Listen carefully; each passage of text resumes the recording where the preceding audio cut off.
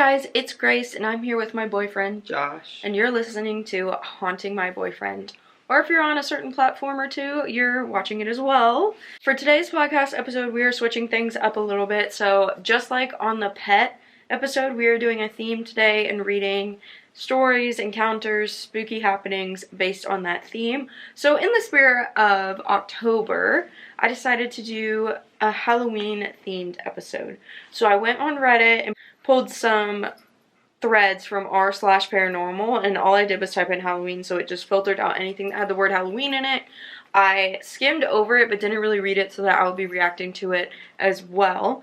And I'm gonna read it to Josh and then kind of ask him his thoughts, like if he thinks it can be debunked, what his vibes reading is on it, and then I'm also gonna say like my thoughts on it.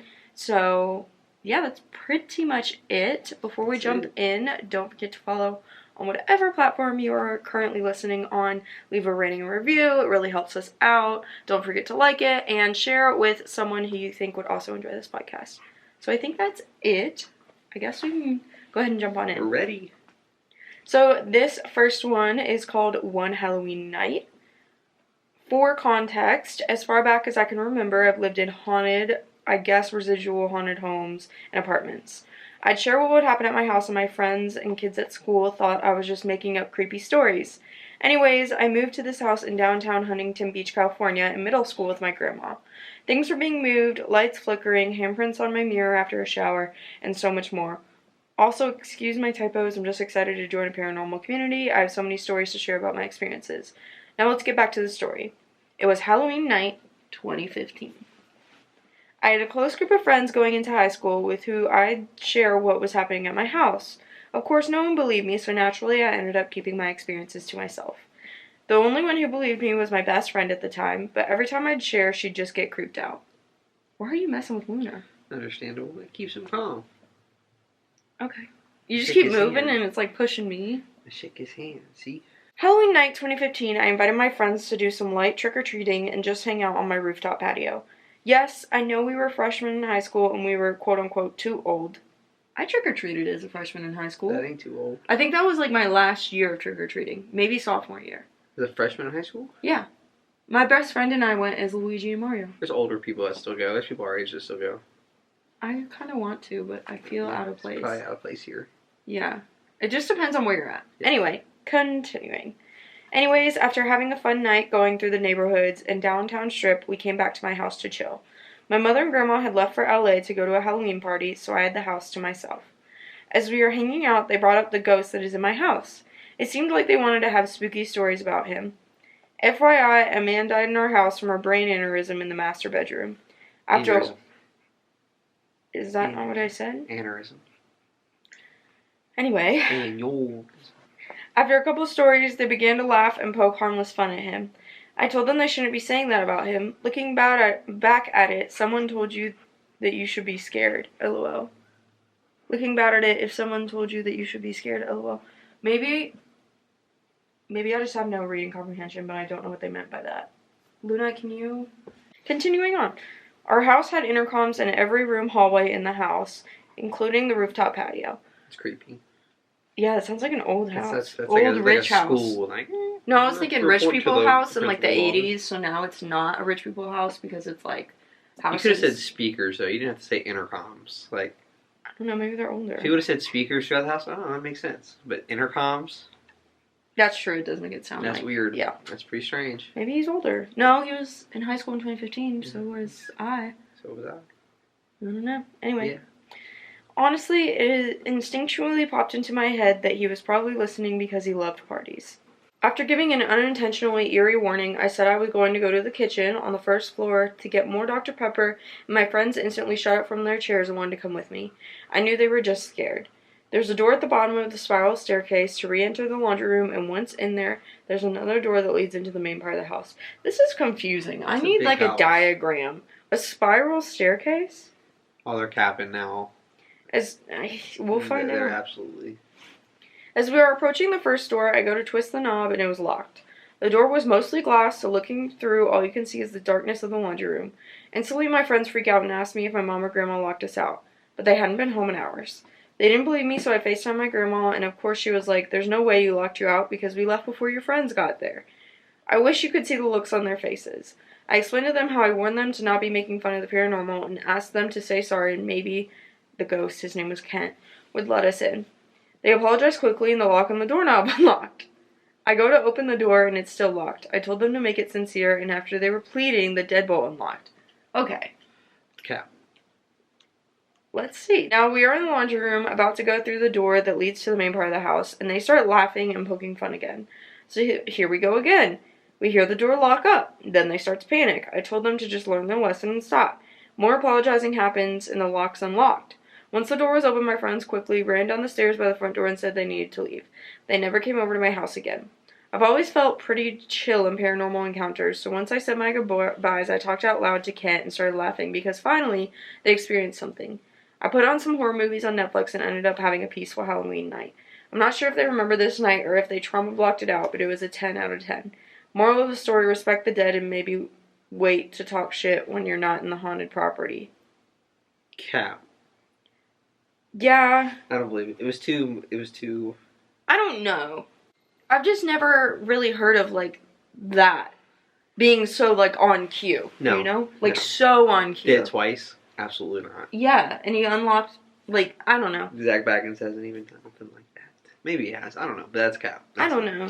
Cap story. I think it's like a 50-50. And it's annoying because the only comment is, this is why you should respect the dead. So. Myth busted. Yeah. I don't know. I can't decide if I'm with you on that one or not. You are. That was bad. This next one says Halloween reflection. Quite fittingly, it was Halloween night, I think 2 years ago, and I was either sitting or standing in the kitchen. You see, from the from the kitchen of my house, you have a direct line of sight to the front door on the right, and at the time, we had no decals up, so the window was almost entirely see-through. My little brother was directly in front of the kitchen, in either the dining room or living room. There's also a small hall that leads to the front door, and a wall separating where my brother was positioned. I keep this in mind. So, there I was in the kitchen, and that's when I decided to look up at the front door window for no apparent reason. And I see what looked to me at the time a reflection of my brother's face on the window. The supposed reflection stared directly at me, then slowly but surely... No yawning. That's rule number fucking 1. I don't know why, that just hit me so... chaotically. You broke your own rule. I know. The supposed reflection stared directly at me, then slowly but certainly moved its head to the right, my left. Still thinking it was merely my brother's reflection, I called for him and tried to get him to position himself literally anywhere in the living or dining room. And no matter where he was, we could never imitate what I just saw. No, I have a very different assumption about what I saw that day. My immediate family and I all believed that what I saw was some sort of demon or evil spirit, and that it was trying to trick me into thinking that my poor brother was locked outside and needed help, i.e. needed me to open the front door. I don't like thinking about what could have happened if I'd opened the door and let whatever was behind the glass inside our home. See, I believe that. Yeah, that's believable. What do you think, though? Like, do you think it's believable? Yeah, it's believable. I know you said Makes that, me think but, of like, elaborate. skinwalkers. You believe in skinwalkers, I feel like. Those are real. I do Those are think super real. Yeah. Like Luna? Josh is convinced our dog's a skinwalker. I know he is. Yeah, I think he's convinced both of them are, honestly. See, this is one of those where it's hard because any, like, quote-unquote non-believer could be like, oh, it's just a figment of his imagination. Could be that too. And there was no one else who, like, saw it. And even this person, I said he, but we don't know, you know, how they identify. They probably, even to this day, are like, was that a figment of my imagination? Or was that real? Yeah. Because I know I feel that way about some of the things. Even when I feel like they're so real, when you get farther away from it, you're like, is that... Was it? Was it real? I think about that all the time. I see stuff like the corner of my eyes all the time. Mm-hmm. Like move. Yeah, and it's like, Yeah, was like, it real or was it not? Like, people right. even talk about that with near-death experiences. That's when it's most common. When, like, people say they go to heaven and come back. Uh-huh. Everyone always says, oh, it's your brain doing whatever. But, yeah. Anyway, let's hop into this next one. It's a short one. It's a question. It says, 3 knocks at 3 a.m. last night, question mark. Okay, so I went for a little family visit at my cousin and his fiance's house up the road from my apartment last night. Before I left, they showed me video of something weird that had happened involving a cross hanging on their wall, swaying back and forth. Nope. I get home around 8 p.m. and go to bed. Something caused me to wake up at 3 a.m. last night, and as I lay in the bed with my dog, I hear 3 knocks. First 2, then a pause, and then a third one was added, followed by 2 sounds that sounded like just general house creaking noises. Keep in mind last night was Halloween. I've heard that 3 knocks are usually bad news, but not sure what it means when it's 3 a.m. on Halloween. So, do you know what 3 knocks means? Or what 3 represents in general?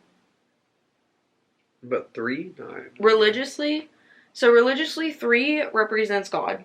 Uh-huh. Like, Holy Spirit, God, Jesus. 3 is very common. It shows up in the Bible a lot. So, when you see 3 knocks, or it's 3 a.m., or 3 scratches, it's usually evil or demonic entities mocking the Trinity and mocking God. So that's why when you see 3, it's so bad. So the only thing that makes me... heard 3. Yeah, that's the only thing. The only thing that makes me question that is there was a pause, and then she only heard 2 creaking noises. Someone said, this was a comment, my dad hears them every now and again. They're called the 3 knocks of death. Apparently forewarning of a death or come following a death. I saw a YouTube video of a medium basically saying that it's quote-unquote easy for dead people to knock 3 times. It's kind of their way of saying, I'm still here, I'm okay.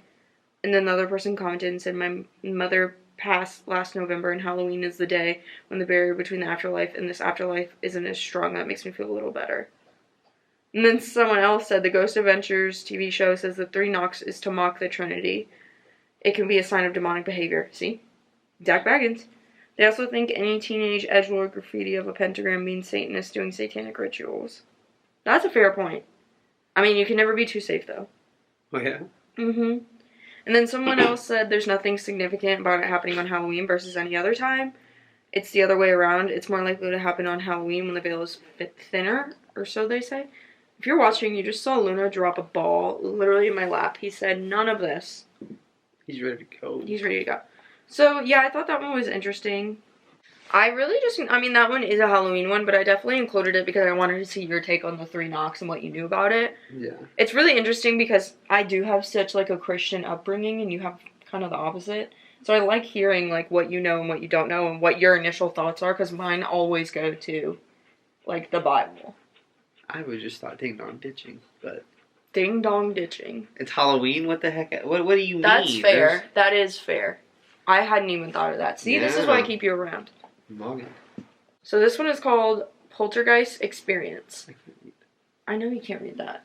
You're not supposed to read it. Bad, You're supposed to react to it. Bad. Maybe we need to get me a blindfold. No. I'll sit up here like this. You'll fall asleep. Yeah, probably. I just want to see how many stories it would take to do it. No, this is not a social experiment. We should do that. We should see how many stories it takes from you. Alright, continue. Hello, everyone. I have a Halloween story for you. It is 100% true. I've had numerous paranormal experiences over the years. Why me? That is a topic for another day. Here's one experience. This was not the first paranormal encounter I had in this home. I sold the house a few years ago. One night I was watching TV in my living room and I left to go upstairs for a minute. It was a divided staircase, and when I got to the landing, I saw a black cloud moving down the open upstairs hallway. It was about the height of a person, and it was changing shape as it traveled. I stopped in shock and stood there watching as the cloud disappeared at the end of the hallway. Then I heard some chanting coming from my living room. I went to see what it was, and it was coming from the TV. It was much louder than the volume that I had left the TV. The TV screen was fuzzy, like that in the movie Poltergeist. I had not seen that in years. Modern televisions do not do that anymore when they lose a signal. I immediately turned off the TV. I wished I had waited to hear what the chanting was, but I was freaking out and wanted it to stop. When I got my composure back, I went upstairs, confused and somewhat in disbelief. In the upstairs hallway, where I had seen the cloud, was a roll of toilet paper rolled down the hallway. The spindle in my hallway bedroom was empty. You have a cat? You have a cat? That's the big... But our TV How does did the it cat all the time, turn on though. the TV? No. Our TV does not do that all the time. Our TV, one, it turns on by itself. You turn it on and then forget. No, but it does that. You turn it on, then you forget, and then you go back down there and no, you're but like, it hears shit. Just like the Ring hears things or sees things. Oh, It's yeah. not, you know what I mean? I can't really I think trust... it's just technology. It's just, it messes up sometimes. Yeah, but I think... And then the volume thing, our TV downstairs does that all the dang time. That's because you can tell it to But turn the volume up. Correct. So it probably hears us, but doesn't, like, thinks we're saying that. Oh, well, it does it all the time. This was that time in, like, the world, though, where Alexa didn't exist. How do you know? What does it say? This was, it says it was a couple years ago. Two. She said she sold the house a few years ago, and it was before that, and this was already a year ago. Okay, so I'm saying, like, still. I don't think that Alexa became that big until, what? I was in college. I mean, yes, I don't know, 2019.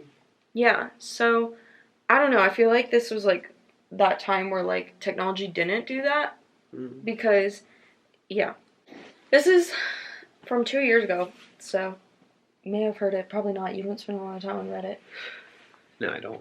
Anyone else seeing a huge number of shadow people since Halloween?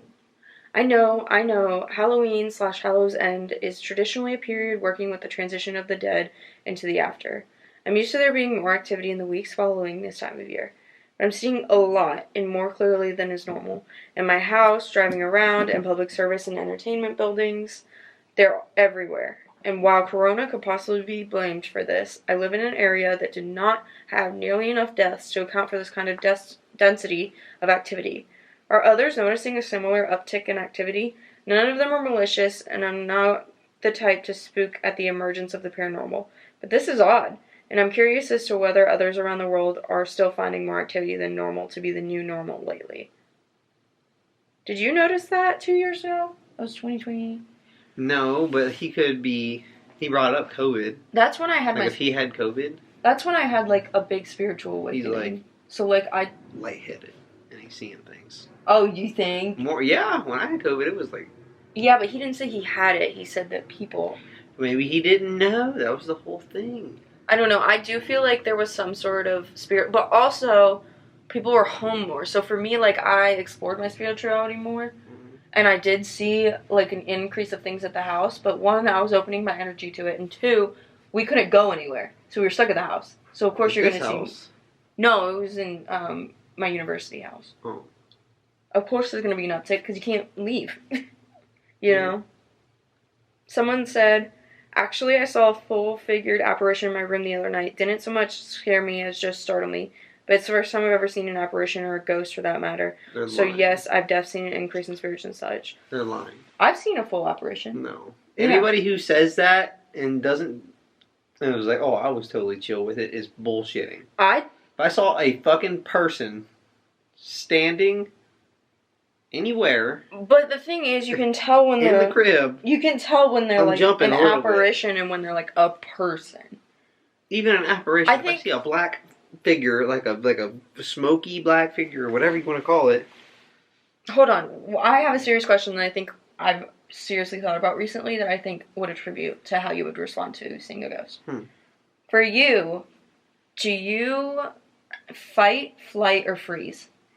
In what situation? Like when you're freaked out or when something bad happens. I'm booking it. Your flight? I'm booking it, yeah. Like, it depends on the situation, like... I'm either flight or freeze, but when I see... Depends on, like, your situation. Like, if I'm in a room, you gotta fight. If I'm in the open, I'm booking it. See, yeah, like, when I think... Depends on the location. I flight when it's, like, possible, but my first reaction always is freeze. So whenever I've seen ghosts or apparitions or anything, I've frozen. Dude, that's weird. So I don't have big reactions because I literally just freeze. And pretend it's not there. I'm like, nope. I'm running. Couldn't be me. Booking it. See ya. Take grace. Someone said this is probably... I'm still reading the comments. Oh, you're good. This is probably nothing but confirmation bias, however, it does get one wondering. A few nights ago, I'm certain I saw one go upstairs through the crack in the bathroom door. I was convinced it was my partner until I noticed his shoes were missing from the mat in the kitchen, meaning he was still in the garage where I knew him to be. I'm 99% sure it was my imagination, as I'm not seeing one indoors in my 10 years living here, except beginning of the year, but I'm pretty sure that was my imagination too. How many imaginations is it? That's a lot of imagination. Yeah, that's a lot. But I do agree with that. Whenever I'm in the garage, like wrapping the car, I'm like, there could be a ghost inside, just terrorizing the place. I think about it a lot. I get more freaked out, like when you're in the garage than when you're not here. With that said, there's been occasional unusual noises recently, mainly in the hallway, that we've both heard, as well as coats, umbrella, and shoehorn changing positions on the coat hooks out there last week, so maybe things are more active right now. Someone brought up how it could be fairies and to give them an offering. Of what? Myrrh. Well, they all like different things. Everyone's like, I thought I was going crazy. I'm so glad that it's not just me. Well, now I wish I saw this when it just came out, because I want to be a part of the fun. It's a little late. I know. Since today is Halloween, I'll share a true story local to me. The Mako light, I'm sorry if I'm not pronouncing that right, also called the ghost at Mako Station. Is it Mako or Mako? It's in North Carolina. I don't know. Is one of North Carolina's most well-known and enduring supernatural phenomena.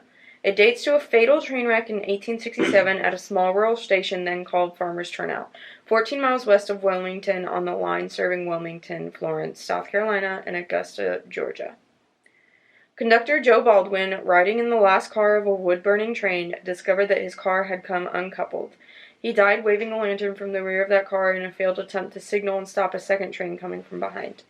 One witness saw Baldwin's lantern fly clear of the train wreck, land, and right itself in the adjacent swamp and burn on. Oof. That's sad. Shortly afterward, and for over a century since, a flickering light has appeared regularly along the railroad tracks in the vicinity of the 1867 collision. Legend attributes this light to the ghost of Joe Baldwin, who was decapitated in the wreck. The ghost is said to be looking for its head. That's eerie. From 1873 until after an 1886 earthquake, railroad workers reported a pair of Mako lights that would appear together. Over the years, the Mako light has been bright enough to fool many railroad workers into stopping their trains. To remedy the ghost schedule thwarting attempts, signalmen at Mako used two lights, one red and one green. While President Grover Cleveland's train was wooding and watering up at Mako in 1889, the president saw the two signal lights, asked about them, and got the full story of old Joe Baldwin.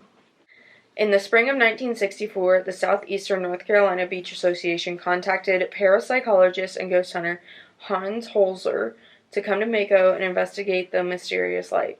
After his visit, Holzer gave an apparent certification of the phantom conductor, citing the consistency of his return appearances.